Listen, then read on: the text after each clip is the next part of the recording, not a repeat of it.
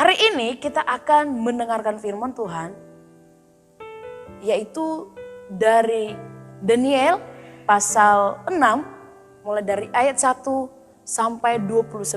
Sekali lagi, Daniel pasal 6 ayat 1 sampai 29. Dan bercerita tentang kuat di dalam Tuhan. Nah, kalau kita baca di dalam firman Tuhan itu, dia menceritakan seorang tokoh yang luar biasa. Siapakah dia? Dia adalah Daniel. Adik-adik pasti sudah tahu, banyak tahu ceritanya, sering mendengarkan ceritanya. Daniel itu siapa? Dan kalau boleh kita tahu, di ayat yang kita baca hari ini, si Daniel itu adalah orang yang mengasihi Tuhan di dalam hidupnya.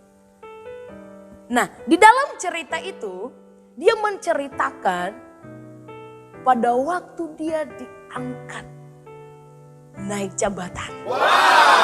Sebelumnya banyak tantangan yang dia hadapi, yang dia lewati. Dan kita lihat dia selalu menang. Karena kenapa? Karena dia kuat di dalam Tuhan. Nah, di ayat yang kita baca ini, seorang raja, yaitu Raja Darius, dia memilih wakil-wakilnya. Dan dia memilih juga yaitu petinggi-petinggi besar, ada 3 orang. Dan di antara 3 orang itu termasuk Daniel. Nah, Daniel terpilih karena kenapa? Karena dia adalah orang yang mengasihi Tuhan. Karena dia adalah orang yang taat kepada Tuhan. Dan kita lihat di dalam cerita itu, dia menceritakan teman-temannya yang sudah dipilih, mereka mencari kesalahan daripada si Daniel. Mereka gak senang. Kok dia menjadi petinggi? Dia siapa? Sementara kalau kita baca, si Daniel itu adalah orang buangan di situ. Kok dia bisa dipakai? Nah, sehingga teman-temannya mereka mencari-cari kesalahannya. Apa sih kesalahan yang kita cari yuk? Nah, di situ mereka mencari kesalahan si Daniel, tetapi mereka tidak mendapat kesalahan si Daniel. Karena kenapa? Si Daniel adalah orang yang taat, orang yang jujur, orang yang taat sekali kepada raja, apalagi kepada Tuhan. Nah, sehingga teman-temannya atau petinggi-petinggi itu mereka mencari cara. Ayo kita cari, biar kita laporkan kepada raja. Nah, kesalahan mereka tidak temukan kepada si Daniel karena dia adalah orang yang taat. Tetapi ada satu, mereka cari cara dan cari kesalahannya. Kesalahannya menurut mereka adalah dia selalu berdoa kepada Tuhan Allahnya. Nah, sehingga mereka waktu mereka mendapat kesalahan itu, mereka melaporkan kepada raja. Mereka bilang apa? Raja, itu si Daniel, dia selalu berdoa kepada Tuhan Allahnya. Gini aja deh, Raja, nanti kita buat undang-undang supaya setiap orang yang menyembah di luar kepada Tuhan akan dihukum. Nah, sehingga raja pada waktu itu mengeluarkan undang-undang atau peraturan yang tidak bisa lagi digeser atau bisa ditolak siapapun. Nah, sehingga dibuatlah undang-undang itu, peraturan itu, dan disiarkan kepada wilayah di situ. Nah, ketika undang-undang itu sudah diberitakan di seluruh daerah di mana mereka berada, dan mereka mencari-cari lagi si Daniel, dia di mana ya? Nah, kebetulan waktu itu si Daniel dia ada di tempat spesial. Di mana itu? Ada di kamar. Dia lagi ngapain ya?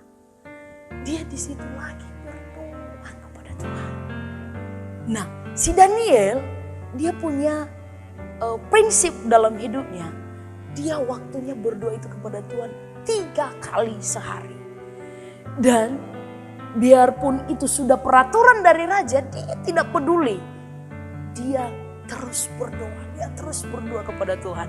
Dan pada waktu itu dia didapati lagi berdoa kepada Tuhan. Dan waktu dia didapati lagi berdoa, dia dilaporkan kepada raja. Nah, tadi sudah ada undang-undangnya. Kalau ada yang melanggar undang-undang itu, ada hukumannya. Dan hukuman pada waktu itu, hukuman bagi Daniel yaitu dia dibuang ke gua singa. Dia dibuang ke gua singa.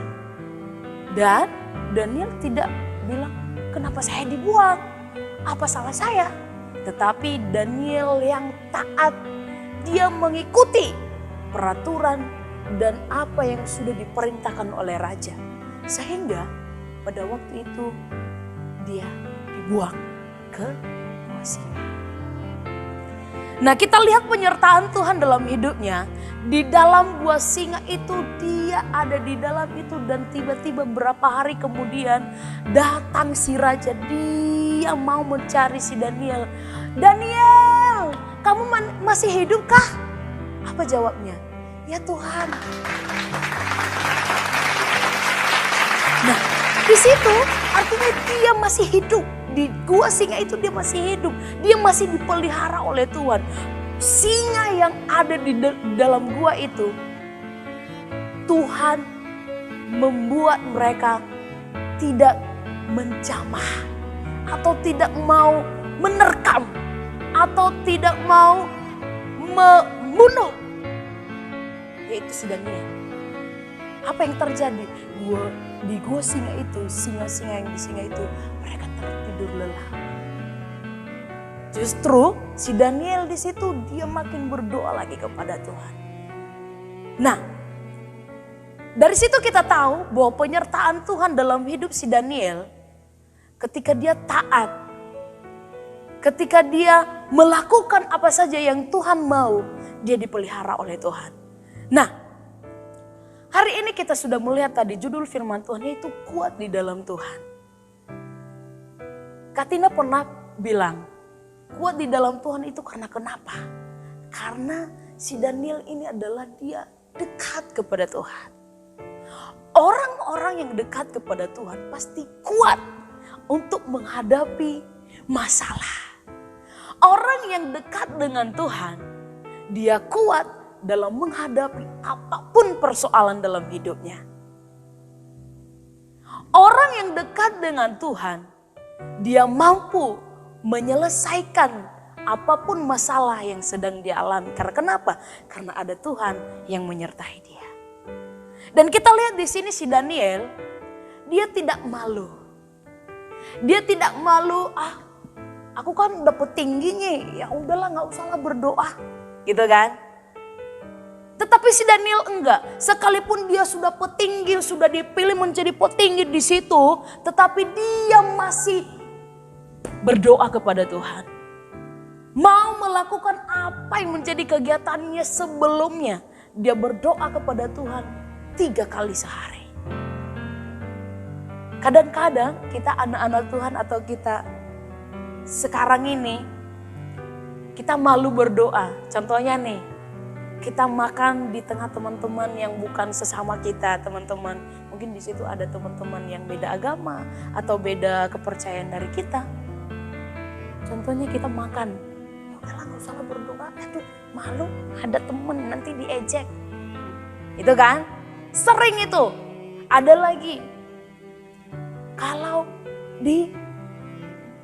lagi ngomong nih, ya kalau kita aturannya kita anak-anak Tuhan yang percaya Yesus, puji Tuhan sehat, enggak. Sebaliknya kita malu bilang puji Tuhan. juga. Tetapi hari ini jangan malu berdoa dimanapun kita berada. Jangan malu untuk memberitakan atau menyerukan nama Yesus. Kalau saya pribadi, di mana-mana itu, kalau ada apa-apa dalam nama Yesus, aku nggak takut. Saya nggak peduli siapa di samping saya, siapa di sekitar saya. Yang penting saya sebut dalam nama Yesus. Nah, pernah Tuhan Yesus katakan, siapa yang malu untuk memberitakan atau mengakui aku di hadapan manusia, dan dia juga tidak mengakui kita nanti. Nah, anak-anak Tuhan, ketika kita tidak malu untuk mengakui Tuhan sebagai Tuhan dalam hidup kita, Yesus sebagai juru selamat dalam hidup kita, Tuhan juga senang melihat kita dan Dia mengakui kita di hadapan Bapa di surga nanti. Nah, seperti itu yang dilakukan oleh si Daniel. Dia tidak malu sekalipun itu di tengah-tengah yaitu teman-temannya. Dia tidak malu, dia melakukan apa yang menjadi kegiatan sebelumnya. Dia memuji Tuhan, dia memuliakan Tuhan, dia berdoa kepada Tuhan. Jadi oleh sebab itu, hari ini melalui kebenaran firman Tuhan yang sudah kita dengarkan, jangan malu. Mungkin di sana kamu teman-temanmu banyak yang tidak seagama dengan kita. Jangan malu, ketika saatnya berdoa, berdoalah. Ketika saatnya memuji Tuhan, pujilah Tuhan. Jangan malu. Ketika saatnya kita mau memuji Tuhan, pujilah Tuhan. Jangan malu. Jadi oleh sebab itu hari ini, melalui kebenaran firman Tuhan, Daniel memberikan contoh bagi kita. Kita kuat di dalam Tuhan itu. Karena kenapa? Karena kita tidak pernah malu untuk menyerukan nama Yesus, berdoa kepada Tuhan, dan melakukan hal-hal yang memuliakan nama Tuhan dalam hidup kita. Jadi oleh sebab itu hari ini, mari kita renungkan firman Tuhan hari ini. Hendaklah kita menjadi anak-anak Tuhan yang berani untuk menyerukan dan memberitakan nama Yesus adalah nama yang kuat, yang memberikan kekuatan kepada kita semua. Oleh sebab itu hari ini, sekian saja untuk firman Tuhan. Mari kita renungkan dalam hidup kita, sehingga firman Tuhan ini akan menjadi kekuatan kepada kita dan menjadi motivasi bagi kita untuk kita lebih sungguh-sungguh lagi mengasihi Tuhan lebih dari apapun. Mari lipat tangannya, tutup mata, kita berdoa. Terima kasih Tuhan Yesus yang baik. Hari ini kami sudah mendengarkan firman-Mu Tuhan. Mengajar kami dan mengingatkan kami. Supaya kami tidak malu untuk menyaksikan bagaimana Engkau mengasihi kami. Dimanapun kami berada Tuhan, berikan kami keberanian, berikan kami kekuatan, iman yang teguh kepadamu. Biarlah lewat hidup kami, terpancar kemuliaan Tuhan dalam hidup kami. Dan melalui kehidupan kami, banyak orang boleh diberkati, sehingga nama Tuhan dipuji, dipermuliakan. Berkati firman Tuhan yang sudah kami dengarkan hari ini Tuhan.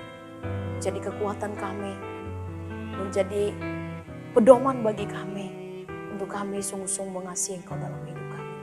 Berkati seluruh adik-adik sekolah minggu yang sudah mendengarkan firman-Mu. Bahkan siapapun mereka yang mendengar firman Tuhan ini, berkati mereka ya Tuhan. Tanamkan dalam hati mereka firman-Mu, sehingga mereka boleh melakukan seturut dengan firman Tuhan. Terima kasih Bapa yang baik. Kami sudah berdoa dan mengucap syukur pagi hari ini. Hanya di dalam nama Tuhan Yesus Kristus. Haleluya. Amin. Selamat pagi, Tuhan Yesus memberkati. Bye-bye.